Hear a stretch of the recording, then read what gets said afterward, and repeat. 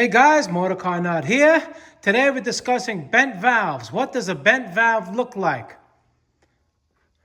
It looks something like that. Why does that happen? I'm going to explain it in this video, and hopefully you don't have bent valves. So, the valves, we all know, here's a cylinder head. These are different types of cylinder head, but they all work the same. They all have intake and exhaust valves. All right, this one does not have any bent valves. And first things first. Here we have an engine. You have a crankshaft on the bottom, cams on the top. Whether you have a timing chain or a timing belt, the engine turns, piston inside the engine comes up. All right, you have your intake and you have an exhaust stroke. You have a compression stroke and an exhaust stroke.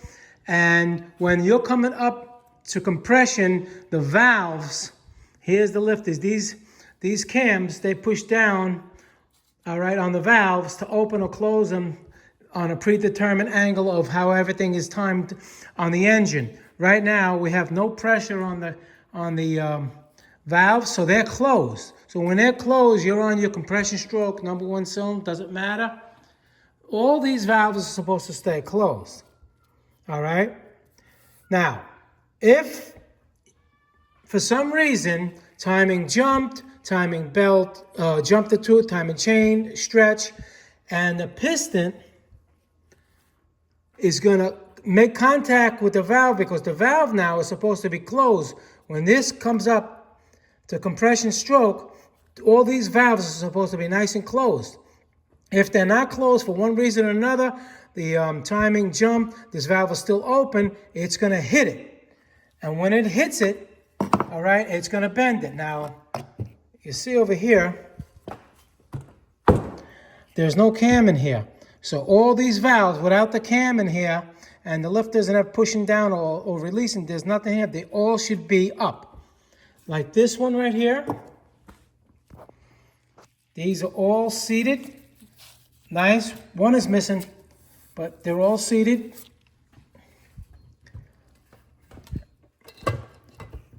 No cam. So they're all supposed to be no pressure on the, no pressure on the springs opening the valves. They all should be closed. You see this one? You look in here. You can see light. These are damaged. They got hit with the piston because the timing chain or timing belt jumped or snapped while the engine was spinning. The valve was stuck open when it's supposed to be closed, and the piston hits it, and that's what you get. All right, now these valves, pretty much on this, the intake, even in the exhaust, look at this. You can tell sometimes where they make contact. A lot of times you can use a bore scope if you're going down in the cylinders and you have one that can turn up and look. But sometimes when you do that, the cylinders are too close. The pistons are too close to the top of the engine. Over here, like inside, if you put a scope in there, once you take the spark plug out, it's hard to see if the valves are seating because they're going to be open. Because if they're closed, the piston's going to be on the top. You won't be able to get any kind of camera in there. But what you could do is you could put the piston at bottom dead center and looking to see if you see any marks on the pistons. I'm using this just as a glorified example. These pistons do not belong to any of these vehicles. But if you see a piston, and everything looks pretty good, right?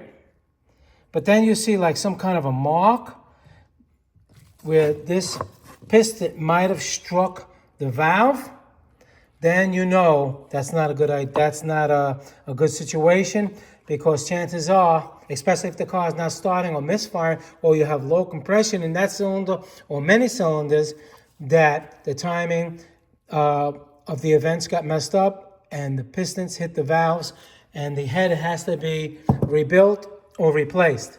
Now, sometimes you can rebuild the head, sometimes you can't, but a lot of times you take the valves out. All right, this is what a valve looks like. All right, this one is not bent.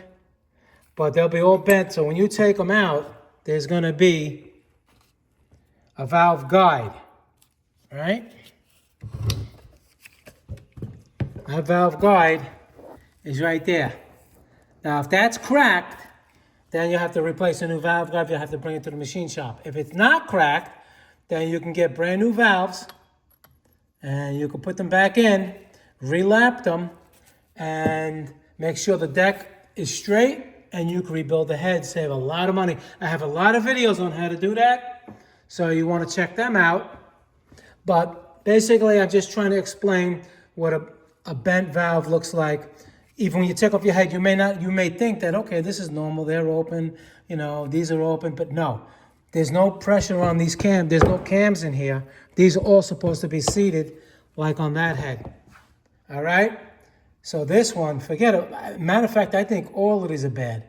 You never really see them on the exhaust side because it's a little, you know, the intake side's bigger. The valve sticks out more, so the piston hits that one first. But this car must have been running at high speed where it bent. I can see this one, this one, this one, this one, this one, this one, almost all of them. So all have to be replaced. And so that's what a bent valve looks like. I thought I'd make the video. All right, guys. Motorcarnut, please subscribe. Hit that like button. Any questions pertaining to this video, leave them below. And also, before I stop, I'm going to explain. I wanted to back up a little bit. Sorry. That a bent valve, if it's not that bent, just a little bit, maybe just a little bit and only one, you have to do a compression test. That's going to tell you right away if you have low or no compression, then it's probably the valve that's burnt if the timing didn't just jump. All right? Hopefully that makes sense, and that will cause misfiring, no starting conditions, all those bad things. All right, guys. See you in the next video. Thank you very much for watching.